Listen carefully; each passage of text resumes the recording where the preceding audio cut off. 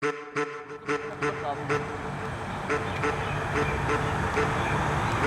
the Governor House for the coverage of the Hepatitis Day organized by Mrs. Parveen Sarwar herself. So let's take a few testimonies.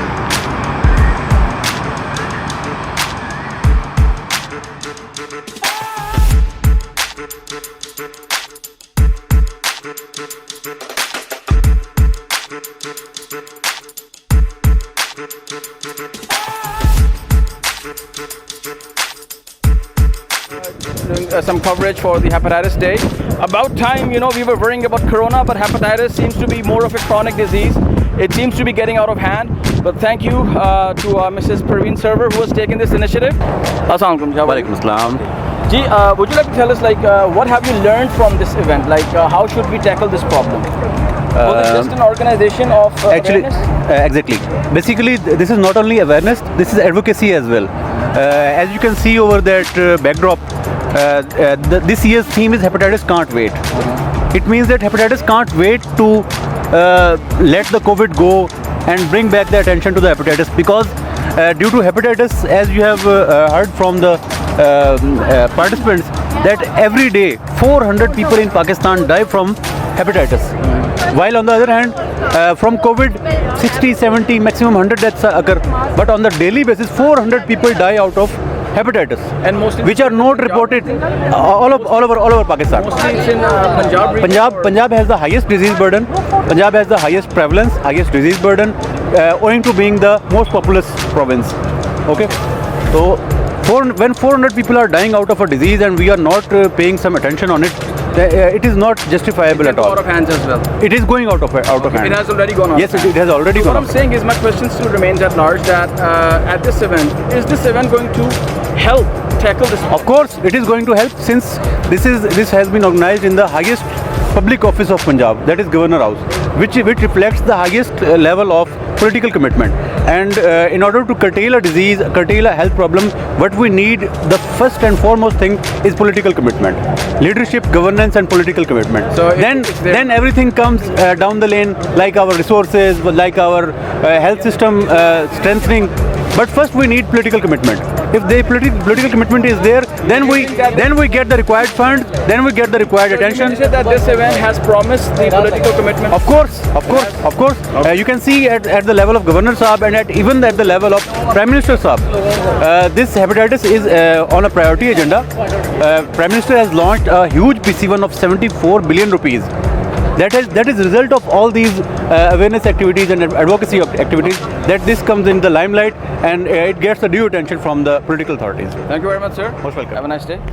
Miss, would you like to get partner? So it was basically a program that was envisaged and organized by Hepatitis Control Program Punjab in collaboration with Sarwar Foundation and under the patronage of government. Okay. So this means that you guys have been working on this issue for quite a long time, but now the commitment has come through Mrs. Parveen Sarwar. No. She has been our partner since 2019. 2019 at end of 2019, and she is the pioneer of our partner forum. Okay. So we have been working together on a lot of things. I mean, we have. You're from which foundation? Hepatitis Control Program Punjab from the government.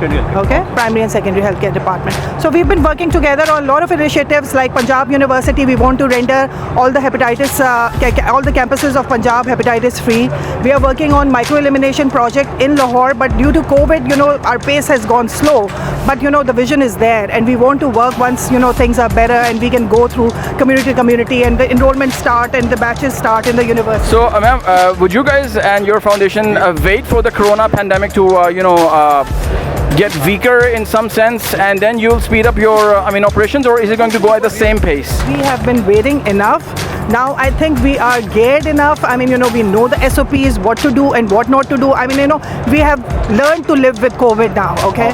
So that's why, we have picked up our pace. We never stopped. If you were part of the program, you could see that, there were 6 products that we launched that, we did not wait for anything. Okay, the clinics were slowed down, the enrollments were going slow, but then, we customized the guidelines. If we were giving away, disseminating monthly medications, we were giving 3 months medication so that, patients are not left out. So we did a lot of things. We developed our, hepatitis B treatment guidelines. We developed our, the paperwork. So, I mean, the corona isn't going to make any difference at all? No, it's Okay, and shouldn't actually. okay, and the way that you guys have explained this, pandemic of the hepatitis is much, you can say, worse than the corona itself, right? Yes, because it's a silent killer. COVID patients, it's a hype. It's like, it's everywhere. Every forum is like, bragging about it, boasting about it. But hepatitis, the problem with hepatitis B and C is that, for 15 years down the line, you're affected and you don't even know whether you're affected with hepatitis. Just one last question. What do you think was the main reason why people were not,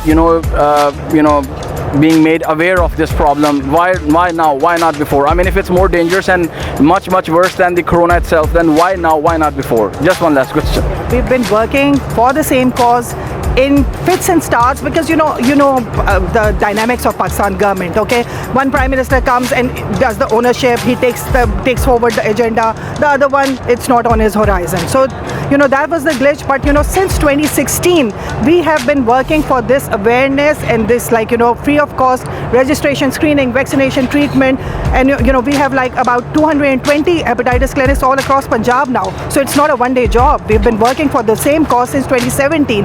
It's just that people are more aware now. We have gone to the grassroots levels. We have gone to the rural health centers. So people are more aware. Okay, thank you very much, and I wish you all the best. Thank you. Okay, guys, so as you can see that now we know that hepatitis is actually a much worse, you can say, a problem in Pakistan, especially in Punjab, than corona itself. And I think it's about time, thankfully, the political parties are recognizing the fact that this should also be addressed. And I think it's killing more than twice as much people, than corona has or is. So thank you very much, Mrs. Parveen Sarwar and the Governor Sarwar Saab, for taking this initiative and at least starting on this awareness campaign so that the people do not remain oblivious to the fact that there is a bigger problem than corona as well. Janab Dr. Khalid Mahmood Saab, DG Hepatitis Control, Nusratullah Chaudhary, Chairman Hepatitis Program, Mrs. Parveen Sarwar, Sarwar Foundation, Uzma Kardad, MPA, ہماری بہن شہلا اور میرے نہایت کے عزیز بھائیوں بہنوں خواتین و حضرات، السلام علیکم ورحمۃ اللہ وبرکاتہ۔ آج کی تقریب برائے عالمی یوم ہیپاٹائٹس کے تناظر میں منعقد کی گئی ہے۔ ہیپاٹائٹس کنٹرول پروگرام کی سرگرمیوں کا میں بذات خود شاہد ہوں اور اس موذی مرض کے تدارک کے لیے پروگرام کی کاوشیں کسی سے پنہا نہیں ہیں۔ ہیپاٹائٹس کا خاتمہ ہماری صحت کی پالیسی کی ترجیحات میں شامل ہے۔ میں نے ذاتی طور پر اس مرض کے پھیلاؤ کو روکنے اور اس کے علاج کے لیے جدوجہد کی ہے۔ سچی گل یہ ہے کہ میں جدوجہد نہیں کی تھی، یہ جدوجہد میڈم پروین سرور نے کی تھی، میں تو ایویں کریڈٹ اتنے آ کے لے لینا ہے۔ ہیپاٹائٹس کنٹرول پروگرام پنجاب نہایت منظم طریقے سے ہیپاٹائٹس کے خاتمے کے لیے کوشاں ہے۔ پروگرام نے تشخیص، علاج اور ادویات کی مفت فراہمی کے لیے 220 ہیپاٹائٹس کلینکس قائم کیے ہیں۔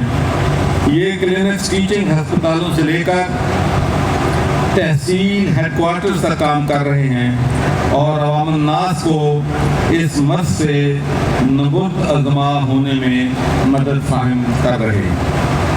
اب تک اس پروگرام میں مجموعی طور پر 16,82,673 ہیپاٹائٹس کے مریض رجسٹر ہو چکے ہیں۔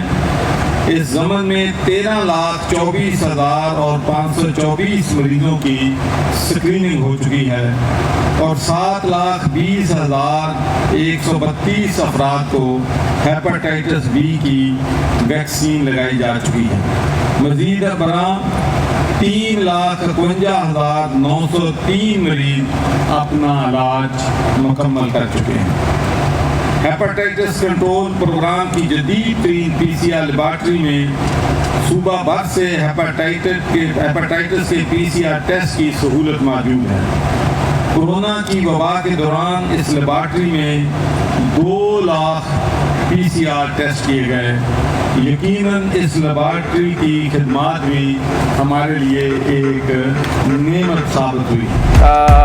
I've heard that it's become more chronic of a disease than corona itself.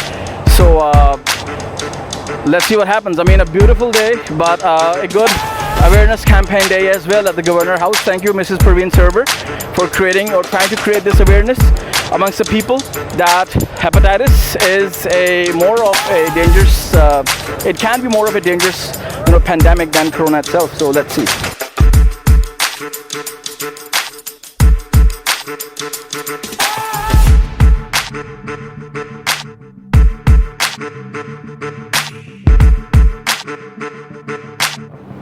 Thank you very much, Mrs. Parveen Sarwar, for taking time out, and I really appreciate the fact that you've given us some time. Being a lady so busy. To be very honest, I couldn't actually imagine that Mrs. Governor is into such kind of you can say charity work, and the awareness campaign that you launched today. Is really, it is phenomenal, to be very honest. I mean, even me myself, I did not have any idea that hepatitis is actually more of a dangerous pandemic, than COVID itself. And it's killing, I think, probably more than twice as much people than COVID has. 400 people a day. A day. So ma'am, would you like to tell us where, when did you, start this campaign and why, and what motivated you that you need to pinpoint this, you can say, pandemic as well? When I came here, and we were already working from the UK in 2000. In 2005, our first hospital opened. When I arrived here, I felt that there was a gap between the rich and the poor, because the people in rural areas weren't getting the help that they needed. They didn't have the resources to have that, to buy that health service that they needed. So I started mother and child health camps. And because we were already working in water, this is one of the governor's projects, clean drinking water, I found that a lot of the hepatitis and some illnesses were very much related to waterborne diseases. That led me to do some research. So in 2018, I launched the Hepatitis Campaign after 5 years of mother and child camps in different areas. Okay. So once I launched the campaign in 2018, and in 2019 we bought a mobile unit, and it was my team that went to different areas, and we screened and tested people, but we gave them the medicine because we must trace and treat. Then I'm pleased to say that Sarwar Foundation is the first organization who's ever signed an MOU with the government. Okay. And we've got over 16 organizations now working the hepatitis program. Okay. So I think it's very important to get the private sector and the government sector to work together so we can pool resources together and work together, because hepatitis is a silent killer. Right. Many people don't realize that they've got hepatitis until it's too late. Okay. And it claims the lives of 400 people every day in Pakistan. Ma'am, sorry to cut you out, but you said that Sarwar Foundation, right? A lot of people don't have an idea of what Sarwar Foundation is. Could you please, I think spreading this awareness and getting rid of that fact that so many people are oblivious to the fact that there is this problem and this issue of hepatitis as well, right? Could you tell us a bit something about Sarwar Foundation? Like, for how long has the Sarwar Foundation been, working for the people, and why now has Sarwar Foundation, triggered towards this, main problem as well? Sarwar Foundation was founded in 2000 by Muhammad Sarwar. We were living in the UK, but we wanted to do something in our country. My husband didn't want to forget his roots. So we opened the first hospital in 2005. 2005. 2005. Then In Punjab? In Tubatex, Tubatex. district of Texan. He's from that area. He wanted to do something with the people of his area. Okay. So the first hospital was opened in 2005. Okay. The second hospital was opened in Chichabatni Okay. in 2007. Okay. And then we opened a school in 2011. And then when we arrived here, when the governor became the governor in 2014, I think was. Okay. And I at first felt a little lost because I lived in the UK all my life, But I didn't want to waste my time, having kitty parties and doing that. I wanted to do something at the grassroots level. Ma'am, sorry to cut you out, but was it the Governor Saab, Mr. Sarwar, himself who motivated you? Or was it like an inside animal that you had that you could not control? Of course, to leave that part of the world, the Western civilization, coming here, not only are you, heading the Sarwar Foundation in the sense that you're not only working in the urban areas, but going into the the areas, the poverty struck areas as well, the underprivileged areas as well. So like, what motivated you? Was it really Sarwar Saab, or was it your own motivation? As a child, I used to do charity work with special needs children and with the elderly, because living in Lossiemouth, being the only Muslim girl in school, these were the only two things that really mattered to me. I felt that I connected with them. I wanted to know the history. So, this is the kind of work I did. After getting married and raising the children, then we put a group together, and it was called the Muslim Women Association in Glasgow, and we used to fundraise for the local mosques, for the local people, and we fundraised for Gaza, we fundraised for Bosnia, and that I had that in my blood. I wanted to do something. I didn't want to sit and waste my time. But coming to Pakistan and seeing our sisters and watching them, how they were struggling to feed their families, how they were struggling to put their children through education, and even some houses today only have one meal a day. And very often the woman goes hungry if there's not enough food. If somebody is ill, it's always the woman that sacrifices, because she wants to make sure that her husband has that treatment, because she feels that he is the breadwinner, and she doesn't put her health first. That's why I started everything to do with women. I started the Mother and Child program. I started the Hunarga to empower women so that they can earn from home, because when they're living in a joint family, or if they're living in rural areas, very often their family don't allow them to leave the house. So when they've completed whatever they want to learn, whatever their ambition, I encourage them to go home and work from home, because I think we don't need to be slaves to be with anybody. We need to be able to live our life the way we want, to have that quality time, to have that respect, and make other people respect us. So this is what I'm trying to tell women, that they, the Quran has given us so much respect, but there are some women even today's world that they feel that they are not as worthy as the men. So I tell them that you are more worthy because you sacrifice more. You sacrifice and more. You work more. You work more. And you support the breadwinner of the house as well. Yes. So now coming back to the point, here you are from the UK. You have such mashallah rich, you can say, elements that God has given you, for fundraising and for charity, and you have mashallah good, knowledge of your religion as well, your Islam as well. I think you've been working, as a charity worker, for quite a long time now, right? So don't you think that you should break the barriers in terms of promoting your foundation as well? Because I think you have not promoted your foundation, perhaps fearing some backlash from some of the opposing parties or something. That you've hidden your work, your mashallah good work. I think in Pakistan it's very difficult to do work if you're a part of the government. Sometimes within there are forces there that feel that maybe that you're doing it from here. But I want to make it very clear that no charity work is done from Governor House. We have our own office, we have our own team. I have made sure that I put groups in different places.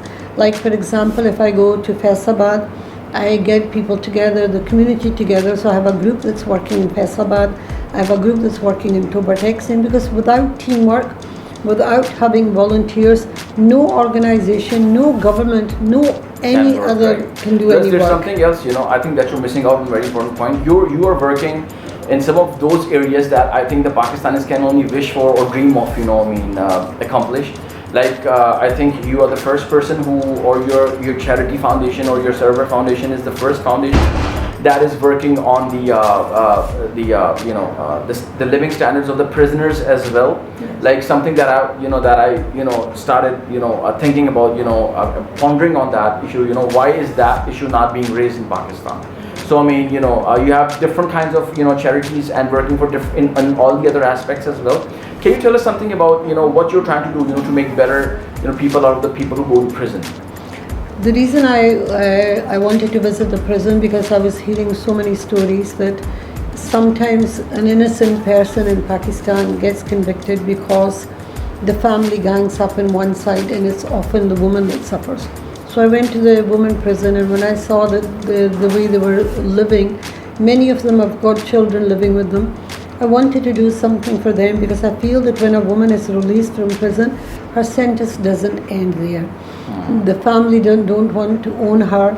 The communities that she came from, they don't want her in that area. So if we train them and they have a skill, they can leave and they can earn. So that's what started me to start Hunarga in the prison. So I'm pleased to say we've got Hunarga in 15 prisons. There are some prisons that I've donated machines to. Even the elderly care homes, I've donated sewing machines to them because I feel that some of the elderly that are in the care homes, they are very capable people. They're not disabled, they don't need any assistance. They can sit and they can do something, and they need something to pass their time. So, that's why I offered them then. And, when I go back, I hear stories like, my children never used to visit me, my bahu never used to visit me. But now that I make her clothes, she comes to me, वो अपना suit एक दे जाती है तो मैं उसको बना देती हूँ, तो इसी बहाने वो मैं अपने बच्चों को मिल लेती हूँ. So not only is it helping them economically, but it's helping them socially as well. To connect and to be respected. We all want respect. And I think everybody. I think it's a basic aspect of living. Without your family members, your relatives, you're nothing basically. And if you are cut out from your family members, from your relatives, I think it's very difficult for you to survive. Very difficult. So thank you very much, Mrs. Parveen Sarwar, and I hope that you keep on doing this. I hope that we can make photocopies of you, and there can be more people like Mrs. Parveen Sarwar, like a blessing for our country, and